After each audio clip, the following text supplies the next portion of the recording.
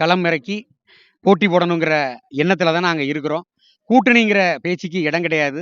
நாடார்களோட வாக்கு வங்கி என்ன, நாடார்களோட பலம் என்னங்கிறத ஆளுகிற ஆட்சியாளர்களுக்கும், ஏற்கனவே ஆண்ட ஆட்சியாளர்களுக்கெல்லாம் தகுந்த முறையில தகுந்த பதிலடிய நாடார்கள் கண்டிப்பா இந்த 2026 சட்டமன்ற தேர்தல்ல காமிப்பாங்க.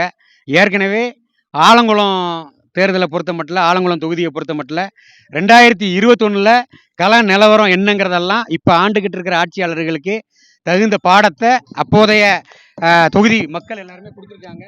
இந்த 2026 சட்டமன்ற தேர்தல்லையும் ஆலங்குளம் தொகுதியில அரிநடார் கண்டிப்பா போட்டியிடுவேன். தொகுதி மக்கள் புரிஞ்சிருப்பாங்க. ஏன்னா நம்ம ஏற்கனவே வாக்களிச்சோம்.